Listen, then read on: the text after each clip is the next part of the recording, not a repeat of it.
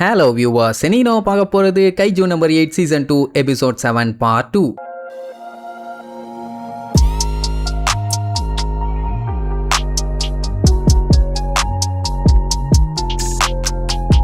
Open பண்ணா போன பாட்டுல கொஞ்சம் விட்டுருந்தா ஹீரோ செத்துருப்பான். ஆனா ரெனோ இடையில பூந்து எப்படியோ காப்பாத்திட்டான். அதுக்கப்புறம் அந்த ஹாஞ்சு அட்டாக் பண்றதுக்காக அவனோட பவர்ஸை யூஸ் பண்ணி முக்கி ட்ரை பண்ணான். ஆனா பவர் பத்தல. இந்த அளவுக்கு இவன் முக்குறானேன்னு அங்க இருக்க சயின்டிஸ்ட் எல்லாம் பார்த்துட்டு, தம்புடு நீ ஓகே தானா, உன்னால கிழிக்க முடியுமா அப்படிங்கிற மாதிரி கேட்பாங்க. அதெல்லாம் ஒரு பஞ்சாயத்தும் இல்ல, என்னால ஹேண்டில் பண்ண முடியும்பா. பட் கேப்டனுக்கு தான் இது சரியில்லைங்கிற மாதிரி தோணும். நம்ம பையன் என்ன பண்ணுவான், பவர் வேணும்னு அங்க இருக்க பரங்கி மலையிலேயே அங்கன்னு ஓடிட்டு இருப்பான். நீ மட்டும் தான் பவரை இன்க்ரீஸ் பண்ணுவியா, நானும் பண்ணுவேன்டான்னு அந்த ஹாஞ்சோ அதோட ஃபார்மை மாத்தும். அதாவது அதோட முதுகு பின்னாடி முள்ளுமுள்ளா பெருசா வந்து நின்னுட்டு இருக்கும். சரி, இந்த மாதிரி நேரத்துல அந்த ஹாஞ்சோவை போட்டு தள்ளுறது எப்படின்னு யோசிக்கிறத விட்டுட்டு, நான் மட்டும் ஸ்ட்ராங்கா மாறிட்டேன்னா கஃப்கா இருக்கார்ல, அதான் இவனோட சீனியர், அவனுக்கும் இஹரு இருக்கான்ல, அவனுக்கும் எந்த ஒரு பஞ்சாயத்தும் வராம தலைவர் குறுக்க பூந்து எல்லா டைமும் காப்பாத்திடுவாராமா. என்ன ஒரு நல்ல எண்ணம். ஏன்னா ஏகப்பட்ட டைம் இவன் கண்ணு முன்னாடியே அவங்க எல்லாம் செப்பல்ஸ்ல அடி வாங்கியிருக்காங்கல்ல. சோ அதனால அதுக்காகவாச்சும் நான் இந்த ஹாஞ்சுவை காலி பண்ணியே ஆகணும்னு கால்ல ஃபுல் பவரை கொடுத்து ஒரு ஜம்ப போடுவான் பாருங்க. ஸ்ட்ரெயிட் அந்த ஹாஞ்சுவோட முதுகுல தான் லேண்டிங்.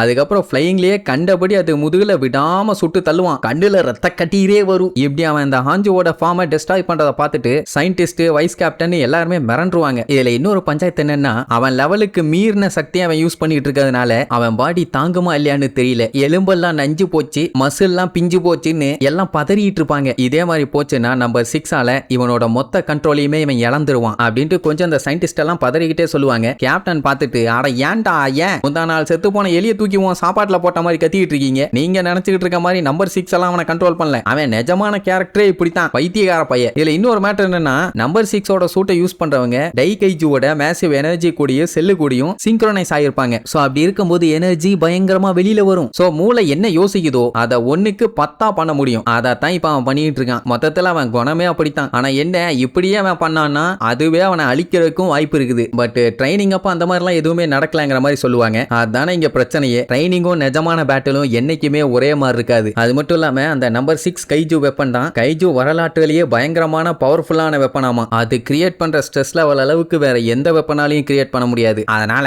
இப்ப ரெனோவால மட்டும் அதை ஒழுங்கா கண்ட்ரோல் பண்ண முடியலன்னா நம்பர் 6 வெப்பனை நீ அன்னையோட தலைமுழுகிருங்கிற மாதிரி சொல்லிடுவாரு. இது எல்லாத்தையுமே நம்ம இஹருவுமே சேர்ந்து கேட்டுட்டு தான் இருப்பான். அதனாலேயே இன்னும் வேகமா சண்டை போடுவானா. முடியாம இருந்த இஹருவுமே இப்ப திடீர்னு சண்டைக்கு இறங்குவான். அந்த டைம் தான் அவன் மைண்ட்ல ஒன்று ஓடிட்டு இருக்கும். என்னன்னா, ரெனோ நம்பர் 6 வெப்பனை யூஸ் பண்ணி தோத்து போனப்போ அவன் மனசுக்குள்ள கொஞ்சம் சந்தோஷமா தான் இருந்துச்சு. அட நல்லவனே, சுருக்கமா இதை வைத்திருச்சல்னு சொல்லலாம் போல. அதையே அவன் இப்பதான் உணர்ந்து நான் ரொம்ப பெரிய தப்பு பண்ணியிருக்கேன் அப்படின்னு அவனே அவன் திட்டிட்டு ஹெல்ப்புக்கு போவான். அதே நேரம் இங்க ரெனோவோட நிலைமை மோசமாகிட்டே போகுது. என்னன்னா, அவனுக்கே பாடி இப்ப பயங்கரமா வலிக்குது. ஆனா அவன் மைண்ட் என்ன சொல்லுதுன்னா, இன்னும் சொல்லி அந்த பவரை இன்க்ரீஸ் பண்ண சொல்லிக்கிட்டே இருக்குது. அதுவுமே அவனுக்கு புரியுது அவன் எண்ணங்களை கட்டுப்படுத்த முடியலையேன்னு. பாடி பெயின் ஆகுது, ஆனா மனசு கேட்க மாட்டேங்குது. எப்படியாச்சும் இந்த சண்டையில ஜெயிச்சாகணும். சோ வெறி கொண்டு அந்த கைஜு பக்கத்திலே லேண்ட் ஆகி ஒரு 50 மீட்டர் ரேடியஸ்க்கு எல்லாத்தையுமே ஃப்ரீஸ் பண்ணிடுவான். அதே ரேஞ்சுக்குள்ள தான் அவன் டீம் ஆளுகளும் இருக்காங்க. அதை பத்தி எல்லாம் யோசிக்கவே இல்லை. அவன் பாட்டுக்கு மொத்தமா ஃப்ரீஸ் பண்ணிட்டான். இப்ப அவனுங்களால சண்டை போட முடியாம உள்ள லாக் ஆகி நின்றுட்டு இருக்கானுங்க. கேப்டன் பார்த்துட்டு மத்தவங்க ஹெல்ப் பண்ண வேண்டாம்னு சொல்லிட்டு லூசுத்தனமா பண்ணிட்டு இருக்கான். உன் பொறுப்பை கொண்டு போய் செருப்புல வைக்கன்னு இருப்பாரு. அதெல்லாம் அவன் கண்டுக்கிற மாதிரி இல்ல. கண்டமேடி அங்க அட்டாக் பண்ணி அந்த ஹாஞ்சுவோட பாடியை ஒரு 35% ஃப்ரீஸ் பண்ணிட்டான். ஆல்ரெடி அது ஃபாஸ்டா தான் ரெக்கவர் ஆயிட்டு இருந்துச்சு. ஆனா இப்ப இவன் போடுற போல்ல